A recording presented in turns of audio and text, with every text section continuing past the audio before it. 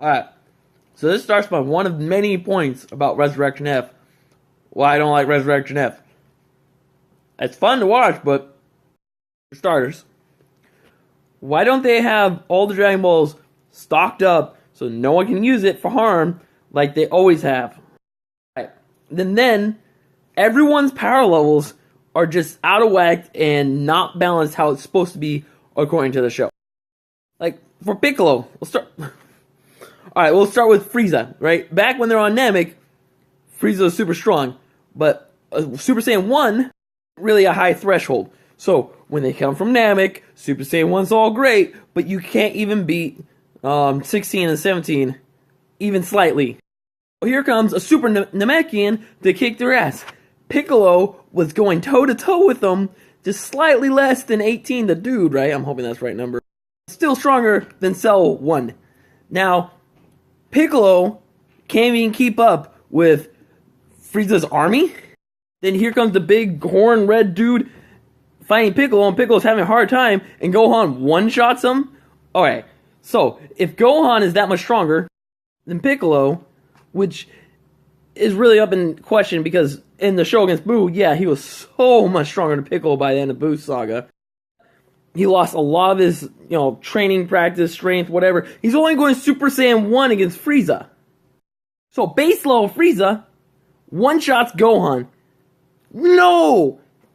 That doesn't make sense! One-shots Gohan!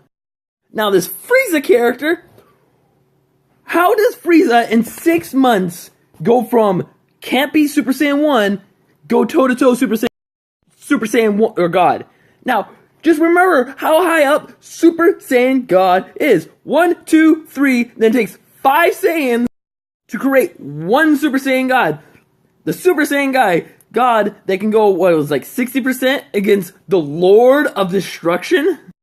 So Super Saiyan 1 is 50 times your base power level. Super Saiyan 2 is twice as powerful as Super Saiyan 1. Super Saiyan 3 is 4 times powerful that of a Super Saiyan 2. Now, Super Saiyan 4, even though it's GT, is still 18 times stronger than Super Saiyan 3. Now you have Super Saiyan God. God is like, I don't know, probably 25 times that stronger? Who knows? So, Frieza, not as strong as Super Saiyan 1, just jumped up 100-fold his original power level in 6 months. 6 months! And then Vegeta's awesome, and you don't even get to see him fight. Why? Why feature 2 movies, just Goku? Like, Vegeta, who was too impatient at the beginning of the fight, jumps in and beats up on Goku, which is absolutely hilarious and fun. Get some action, all of a sudden can sit on the sidelines while Goku's dying. And it's not the fact he's dying, it's just that Vegeta's turn is clearly now, and he's waiting. And Goku's dying from a simple laser. I've seen these guys survive the world blowing up. They shot more than the world blowing up. These blasts these guys are taking can blow up the world 100-fold, and all of a sudden, a basic beam laser shoots through Goku's heart? Why aren't they just fighting with these lasers then? I don't care if they're so not powerful. Just put up 100 of them and start shooting at someone at every direction. Don't use an instant transmission Kamehameha. Use an instant transmission laser beam right behind him. You win the fight just like that. And watching Master Roshi fight was beyond awesome. I loved it. But then you compare them to how Piccolo's fight, where they both struggled. And then Krillin's gone a long way. Like, why is he at the same power level as Master Roshi all of a sudden? And I'm rewatching the movie, so I'm pretty certain I'll have some more for you. Really, you should just save all these videos. Alright, so Frieza shoots someone out in space. Why don't they just fly back into the ship instead of flying away and dying?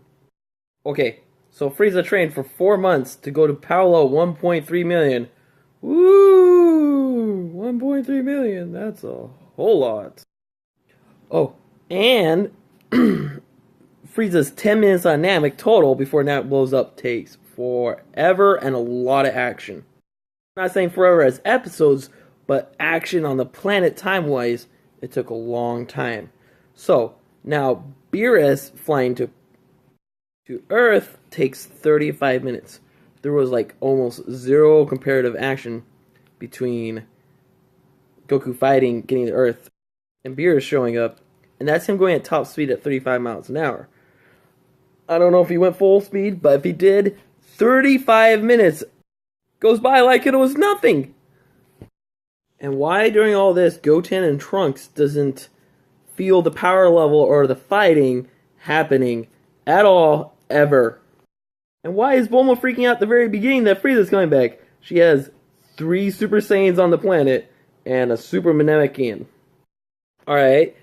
Krillin mentions that Boo and Gohan are around to protect him. Where was Boo this entire time? Boo!